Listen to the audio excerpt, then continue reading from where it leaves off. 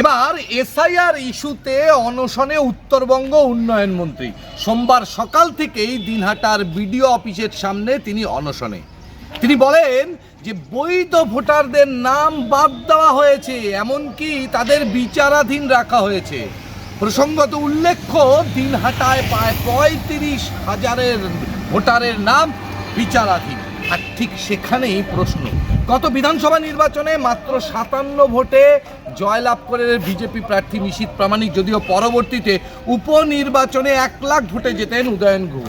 আর ২৬-এর নির্বাচন ঘনিয়ে আসতেই তাই এসআইআরের জুজু যেন জেকে বসেছে শাসক দলের। আর ঠিক সেখানেই তাই এত নাম বিচারাধীন, আর তা নিয়ে অনশনে উত্তরবঙ্গ উন্নয়ন মন্ত্রী। অনশন চলবে আগামীকাল সকাল অবধি। এখন দেখার, একদিকে যখন রাজ্যের মুখ্যমন্ত্রী অনশনে, অপরদিকে উত্তরবঙ্গ উন্নয়ন মন্ত্রী অনশনে, তাহলে কি এই যে ভোটার অর্থাৎ যা বিচারাধীন রয়েছে তাদের নাম অন্তর্ভুক্ত হবে?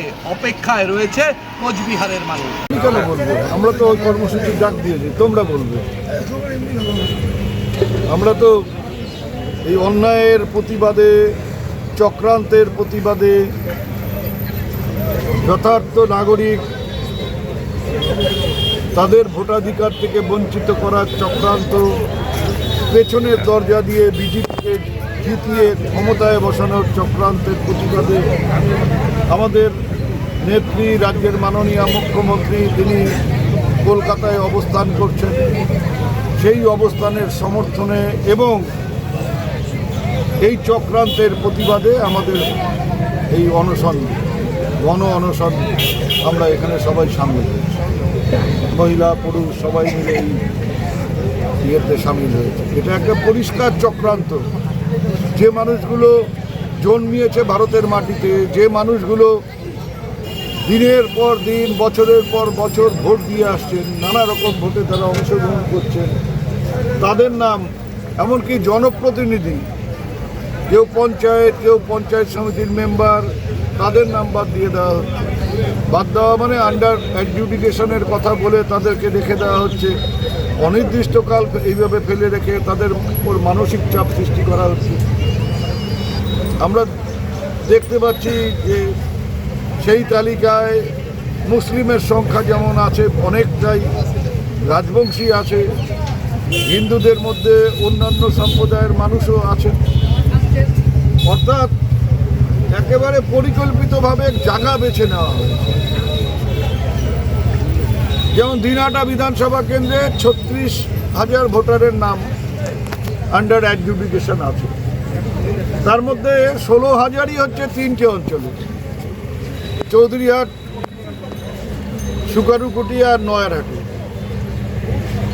১৬,০০০ ভোটার সেখানে বিচারাধীন বলে তাদেরকে ফেলে রাখা হয়েছে। এই অধিকার নির্বাচন কমিশনের নেই। ভারতের সংবিধানে পরিষ্কারভাবে বলা আছে যে প্রত্যেকটা নাগরিকের ভোটাধিকার আছে। তারা সরকার তৈরি করতে সক্রিয় অংশগ্রহণ করবে। সেখানে আজকে ভারতীয় নাগরিকদের ভোটাধিকার থেকে বঞ্চিত করার চেষ্টা হচ্ছে। তাহলে বলো যে হ্যাঁ, এরা ভারতীয় নাগরিক নয়। কিন্তু তুমি এটাও বলছো যে এরা ভারতীয় নাগরিক, আবার উল্টো দিকে তার ভোটের অধিকার কেড়ে নিচ্ছ। কি হিসেবে?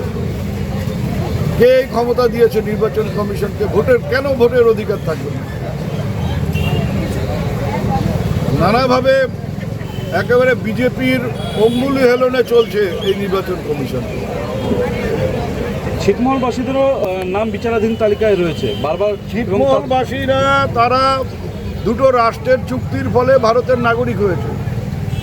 কেন্দ্রীয় সরকার তাদের নাগরিকত্ব স্বীকার করে নিয়ে তাদের নাগরিকত্ব দিয়েছে। অপশন দেওয়া হয়েছিল বাংলাদেশি ছিটের বাসিন্দাদের, যারা ভারতের মধ্যে ছিলেন, বাংলাদেশে ছিটে থাকতেন, তাদের বলা হয়েছিল যে তোমরা বাংলাদেশে চলে যাবে না, এখানেই থাকবে।